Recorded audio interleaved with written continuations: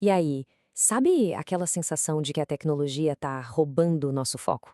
Bom, a análise de hoje traz a solução para isso.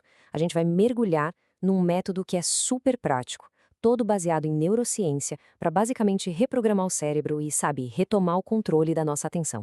Sabe quando a motivação parece que sumiu?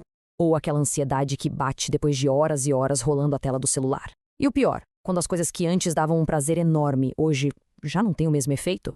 Pois é, isso não é algo que acontece só com uma outra pessoa.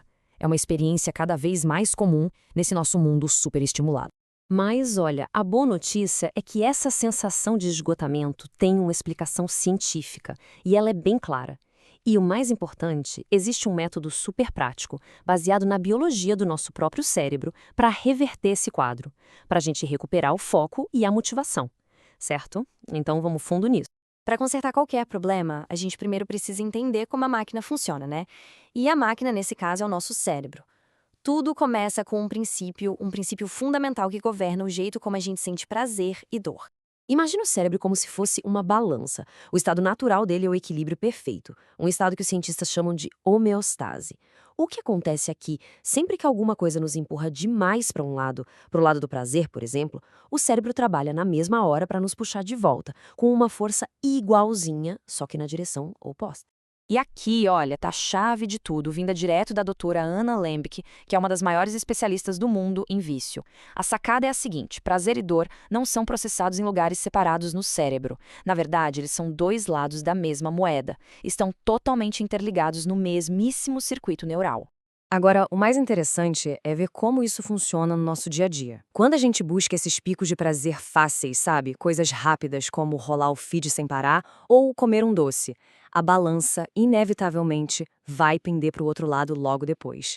Aquele pico de prazer é sempre seguido por uma queda.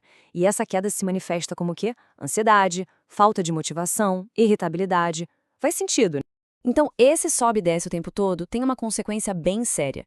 De acordo com o Dr. Andrew Huberman, ele vai reduzindo o que a gente chama de linha de base de dopamina.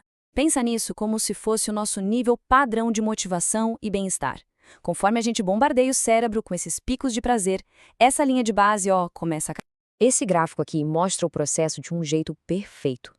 Com essa superestimulação crônica, a nossa linha de base cai tanto, mas tanto, que a gente começa a precisar de estímulos cada vez mais fortes só para se sentir normal.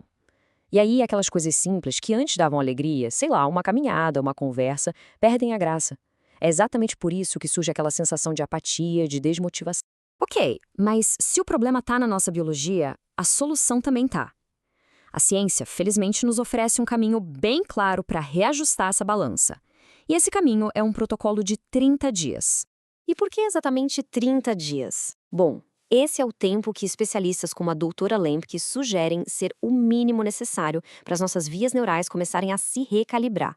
É o tempo que o cérebro precisa para restaurar a sensibilidade dos receptores de dopamina que foram, sabe, sobrecarregados. Esse protocolo se divide em duas fases bem distintas. As 2 primeiras semanas são a fase de abstinência. E olha, essa é a parte mais desafiadora, onde se sente aquela fissura, aquela vontade dos gatilhos de alta dopamina. Mas depois, nas semanas 3 e 4, a mágica começa a acontecer. O cérebro começa a se recalibrar e a gente volta a sentir prazer em atividades simples. Uma caminhada, uma boa conversa, ler um livro, as coisas voltam a ter cor. Mas atenção, esse reset de 30 dias é só o começo. Para a mudança ser duradoura, a gente precisa de uma estratégia de longo prazo. E essa estratégia se resume a uma coisa: mudar a fonte da nossa dopamina.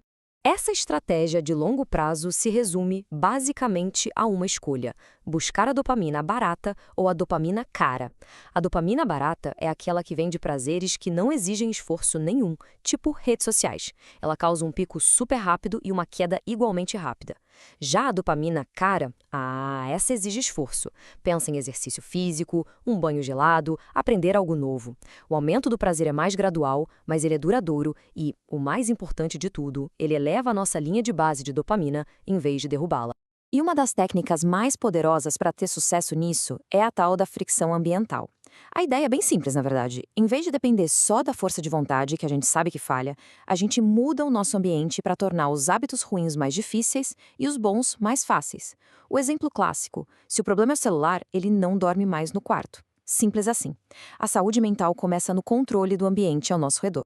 E se ainda resta qualquer dúvida de que essa mudança é realmente possível, a resposta da neurociência é um sim bem alto e claro. O nosso cérebro não é uma estrutura fixa e engessada. Ele é incrivelmente adaptável. Esse poder incrível de mudança e cura tem um nome: neuroplasticidade. Aquelas alterações que a superestimulação causa não são permanentes. O cérebro tem uma capacidade extraordinária de se reorganizar e de se recuperar, desde que a gente dê a ele as condições certas. A recuperação, de fato, é uma realidade biológica. E a ciência nos mostra, sem sombra de dúvida, que essa recuperação leva tempo. Estudos com casos bem extremos de dependência, como esses do Instituto Nacional sobre Abuso de Drogas dos Estados Unidos, revelam algo super importante para todos nós. Como a gente vê aqui, depois de 1 mês de abstinência, a função cerebral ainda está reduzida. Isso só mostra o quão profundo é o impacto da superestimulação. Só que o mesmo estudo traz a prova da recuperação. Depois de 14 meses, como a gente vê na citação, o mesmo cérebro volta a uma função quase normal. Isso é a neuroplasticidade em ação. É a prova viva de que, com o tempo e com as estratégias certas, a cura não é só possível, ela é uma realidade biológica. Então, para a gente fechar, o que precisamos levar de tudo isso? Primeiro, nosso cérebro funciona numa balança de prazer e dor. Segundo, o excesso de estímulos fáceis desregula essa balança e acaba com a nossa motivação.